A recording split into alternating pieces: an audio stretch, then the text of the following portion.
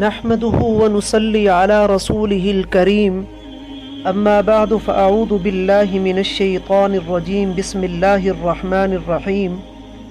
حضرت عبداللہ ابن مسعود رضی اللہ تعالی عنہ سے روایت ہے کہ ان کا گزر ایک ایسے بیمار کے پاس سے ہوا جو شخص امراض میں مبتلا تھا۔ حضرت عبداللہ بن مسعود رضی اللہ تعالی عنہ نے اس کے کان میں سورہ مومنون کی یہ آیاتیں پڑھیں اور وہ اسی وقت تندرست ہو گیا، شفایاب ہو گیا، اچھا ہو گیا۔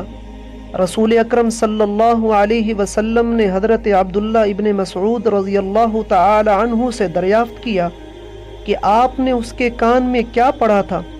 عبداللہ ابن مسعود رضی اللہ تعالی عنہ نے عرض کیا کہ یہ سورہ مومنون کی آخری چند آیاتیں میں نے پڑھی تھی اس کے کان میں۔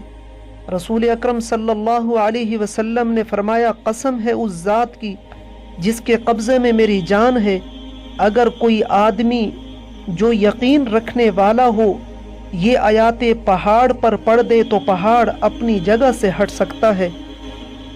اور اصل چیز بھی یقین ہے۔ جب انسان کوئی بھی عمل، کوئی بھی وظیفہ یقین کامل کے ساتھ کرتا ہے تو اللہ رب العالمین اس یقین کی برکت سے اس وظیفے میں اثر پیدا فرما دیتے ہیں۔ آج ہم مسلمانوں میں یقین کامل نہیں رہا، جس کی وجہ سے آج ہمارے دعاؤں میں، وظیفوں میں اثر ختم ہو چکا ہے۔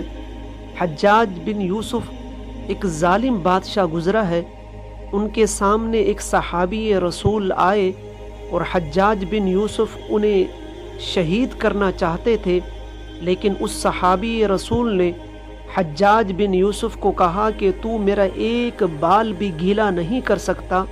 تو حجاج بن یوسف نے اپنی تلوار لی اور اسے شہید کرنے کے لیے آگے ہوا تو پھر پیچھے ہٹ گیا، پھر دوسری مرتبہ تلوار لے کر صحابی رسول کو شہید کرنا چاہا، پھر پیچھے ہو لیا، تیسری مرتبہ اس صحابی رسول کے قریب ہی ہوا تھا کہ خود بخود پیچھے ہوا۔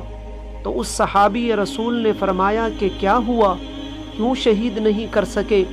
تو حجاج نے مکمل طور پر انہیں تفصیل بتلائی کہ جب میں پہلی مرتبہ آپ کو شہید کرنے کے لیے آگے ہوا تو آپ کے دونوں کندھوں پر دو شیر بیٹھے ہوئے تھے اور وہ مجھ پر حملہ کرنا چاہتے تھے تو میں پیچھے ہو گیا، پھر دوسری مرتبہ پھر آپ کو شہید کرنے کے لیے آگے ہوا تو پھر ان شیروں نے جو آپ کے کندھوں پر بیٹھے تھے مجھے مارنے کے لیے آگے ہوئے، میں پھر پیچھے ہو گیا، اور تیسری مرتبہ قریب تھا کہ میں اگر آپ کو شہید کرنے کے لیے آگے ہوتا تو وہ آپ کے کندھوں پر بیٹھے ہوئے دونوں شیر مجھے چیڑ پاڑ کر ختم کر دیتے، اس لیے میں آپ کو شہید نہ کر سکا۔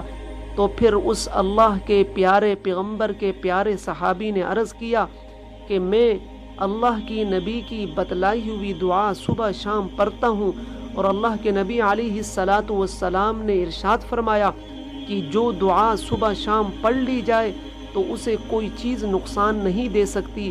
یعنی اس صحابی رسول کا یقین کامل تھا تو الحمدللہ اللہ رب العالمین نے اس کی حفاظت کی۔ اور اسی یقین اور بھروسے کے بارے میں اللہ رب العالمین نے قرآن کریم میں ارشاد فرمایا کہ وَعَلَى اللَّهِ فَلْيَتَوَكَّلِ الْمُؤْمِنُونَ، کہ ایمان والوں کو مجھ پر ہی یقین اور مجھ پر ہی بھروسہ کرنا چاہیے۔ اور 7 مرتبہ قرآن کریم میں اللہ رب العالمین نے اس چیز کا حکم دیا۔ حضرت ایوب علیہ السلام کتنے پیارے پیغمبر گزرے ہیں۔ حضرت ایوب علیہ السلام جب اپنی طویل بیماری سے پریشان ہوئے تو اللہ رب العالمین سے دعا کی کہ یا رب العالمین مجھے اس موذی مرض سے شفا یابی عطا فرما۔ تو اللہ رب العالمین کی طرف سے حکم آیا کہ اے ایوب علیہ السلام اپنا پاؤں زمین پر ماریے۔ اب دیکھیں کہ اللہ رب العالمین سے شفا یابی کی دعا کر رہے ہیں اور اللہ اس کے جواب میں فرماتے ہیں کہ اپنا پاؤں زمین پر ماریے۔ کیا پاؤں زمین پر مارنے سے بیماری صحیح ہو سکتی ہے؟ حالانکہ ایسا نہیں، بلکہ انہیں یقین تھا کہ جو میرے رب نے حکم دیا اس میں کوئی نہ کوئی حکمت ہوگی۔ حضرت ایوب علیہ السلام نے جب اپنا پاؤں زمین پر مارا تو زمین پر پاؤں مارنے کی وجہ سے پانی کا چشمہ جاری ہوا۔ حضرت ایوب علیہ السلام کو حکم دیا گیا کہ یہ پانی کا جو چشمہ ابلا ہے اس پانی کے اندر آپ غسل کیجئے۔ حضرت ایوب علیہ السلام نے غسل کیا۔ 20 سال کی متعدد بیماریاں حضرت ایوب علیہ السلام کے جسم کے اندر سے ختم ہو گئی اور اللہ رب العالمین نے انہیں شفا یابی عطا فرمائی۔ تو میرے مسلمان دوستوں اور سننے والے میرے بہن بھائیوں، ہمیں بھی یقین کامل کے ساتھ ہر عمل کو کرنا چاہیے۔ پھر اس یقین کی آپ برکت دیکھیں کہ الحمدللہ ثم الحمدللہ ہماری ہر دعا قبول ہوگی اور ہمارے ہر وظیفے میں اثر پیدا ہوگا۔